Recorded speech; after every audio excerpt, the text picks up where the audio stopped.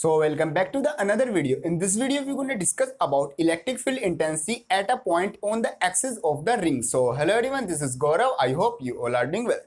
So ये हमारा simple सा डेरिवेशन आता है electric field intensity on the axis of the ring. Means हमारे पास ये रिंग है, रिंग की जो हमारी एक्सिस वाली डायरेक्शन है उसमें जो रिंग है, रिंग की वहां से रिंग की उससे वहां पर इलेक्ट्रिक फील्ड इंटेंसिटी की क्या वैल्यू है वो हम इस डेरिवेशन में देखने वाले हैं।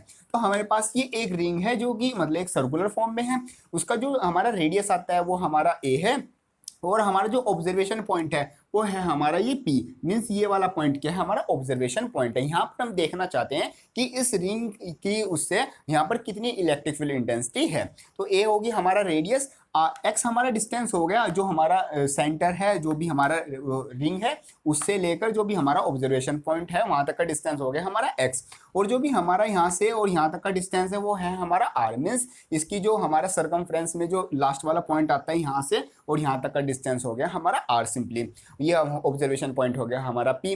तो इस पॉइंट से और इस पॉइंट से हमारा क्या लग रहा होगा, हमारी इलेक्ट्रिक फील्ड लग रही होगी। मीन्स इस पॉइंट से, तो इस पॉइंट से लग रही है हमारी डीई और इस पॉइंट से भी लग रही है हमारी डीई। डीई इसलिए लग रही है, ई हमारी वैसे तो हमारी इलेक्ट्रिक फील्ड इंटेंसिटी होती है ई, डीई इसलिए लग रही है क्योंकि यहाँ पर हम बहुत छोटा सा पॉइंट ले रहे हैं, वो ले रहे हैं हम अपना डीएल। मीन्स बिल्कुल जैसे हमारा कोई सर्कुलर होता है उसके बिल्कुल टिप वाला पॉइंट, हल्का सा पॉइंट ले रहे हैं, वो हम डीएल पॉइंट ले रहे हैं। तो डीएल पॉइंट की मदद से, डीएल पॉइंट की उससे हमारी कितनी इलेक्ट्रिक फील्ड इंटेंसिटी लग रही है, वो लग रही है हमारी डीई। तो डीई हमारी उस साइड लग रही है, इस साइड, और डीई हमारी लग रही है डाउन साइड। और जो हमारा दोनों डीई डीई है इसको क्या हमने रेक्टेंगुलर, जो हमारे रेक्टेंगुलर कॉम्पोनेंट है उसमें हमने इसको ब्रेक किया हुआ है। तो ये हमारा जो डीई है, एक साइड आ गया हमारा डीई साइन थीटा, दूसरी साइड आ गया हमारा डीई कोस थीटा, और दूसरे वाले डीई के लिए एक साइड आ गया डीई कोस थीटा और एक साइड आ गया डीई साइन थीटा। वो तो हमको पता ही है, जिस साइड हमारा थीटा होता है उस साइड कोस थीटा और दूसरी तरफ आ जाएगा हमारा साइन थीटा। ये तो सिंपली हमारा वो हमारी नॉर्मल कैलकुलेशन है। तो ये सिंपल हमारा एक मतलब एक डायग्राम आ जाता है। अब इसको करते हैं अपना सोल्व। सोल्व में आ जाता है हमारा डीई, जो हमारा इलेक्ट्रिक फील्ड इंटेंसिटी की वैल्यू है वो आ जाती है हमारी D E is equal to D Q upon 4 pi epsilon naught are square. Means जैसे हमें पता है कि इलेक्ट्रिक फील्ड इंटेंसिटी होता है अपना charge upon 4 pi epsilon naught are square. यहाँ पर हमने ये वैल्यू रख दी, electric field intensity is equal to D Q upon 4 pi epsilon naught are square. यहाँ पर हमें पता है lambda is equal to means linear charge density is equal to D Q upon dl. Means जितना हमारा charge है और जितनी भी हमारी लेंथ है अगर उससे हम डिवाइड कर दे तो हमारा ये लीनियर चार्ज डेंसिटी आ जाती है। यहाँ से हम अपनी डी क्यू की वैल्यू निकाल लेते हैं और हम इस जो हमारी ये वाली इक्वेशन है इसमें हम सिंपली इसको रख देते हैं। तो जो हमारी इक्वेशन आती है वो आती है हमारी D is equal to lambda D L upon 4 pi epsilon naught are square. ये सिंपली हमारी वैल्यू मतलब एक इक्वेशन आ जाती है। अब हम निकालते हैं अपना ई नेट। ई नेट आ जाता है हमारा simply d cos theta. D cos theta आ जाता है हमारा, जैसे d sine theta down side है और डी साइन थीटा दूसरे वाला वो हमारा अपर साइड है। ये दोनों एक दूसरे को क्या कर देते हैं, कैंसल आउट कर देते हैं। और जो हमारा डी कोस थीटा ये दोनों हमारा क्या है, एक ही डायरेक्शन में है। तो इन दोनों को जो सम अप करके वैल्यू आती है वो क्या होगी, हमारी नेट इलेक्ट्रिक फील्ड इंटेंसिटी की वैल्यू होगी। तो वही हम करते हैं। सम अप करने के लिए हम यूज करें अपना इंटीग्रेशन।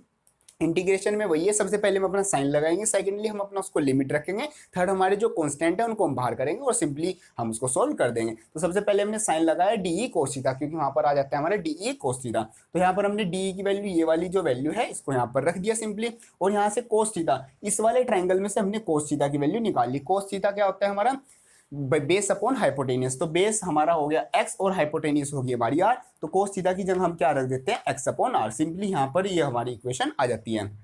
कोस थीटा की जगह एक्स अपॉन आर रखने के बाद हम ये वाली वैल्यू आ जाती है। और जो हमारी लिमिट है, लिमिट हमारी हम क्या निकाल लें, जैसे हमने छोटा सा पार्ट लिया हुआ है डीएल, डीएल की हेल्प से हम जो उसकी पूरी ये रिंग है, रिंग की जो सर्कमफ्रेंस है उसमें से उसकी वजह से हमारी कितनी इलेक्ट्रिक फील्ड इंटेंसिटी है उसकी वैल्यू निकाल रहे हैं। तो हो जाती है हमारी 0 से 2 पाई ए। 2 पाई ए क्या है, हमारी सर्कमफ्रेंस ऑफ द रिंग। तो ये आ जाती है हमारी लिमिट। और ये हमारा जो लैम्डा डीएल, ये हमारी सिंपली वो इक्वेशन जो चल रही है एज इट इज हमने रख दिया। तो यहाँ पर हमारी जो कॉन्स्टेंट टर्म्स है उनको ले लेते हैं हम अपना बाहर। कॉन्स्टेंट सारा हमारा ये कांस्टेंट है, मींस हमारा जो सिग्मा मींस जो सॉरी हमारा ये लैम्डा है और जो हमारा ये एक्स है ये भी हमारा एक कांस्टेंट है, इसको हमने बाहर ले लिया। 4 pi epsilon naught R cube ये भी हमारा कांस्टेंट है, तो इसको भी हमने क्या है बाहर ले लिया। अंदर से बच जाता है हमारा डीएल और लिमिट है हमारी 0 टू 2 पाई ए। मींस 0 से लेके हमारा जो पूरी सर्कमफ्रेंस है उसकी वैल्यू हम निकालने वाले हैं।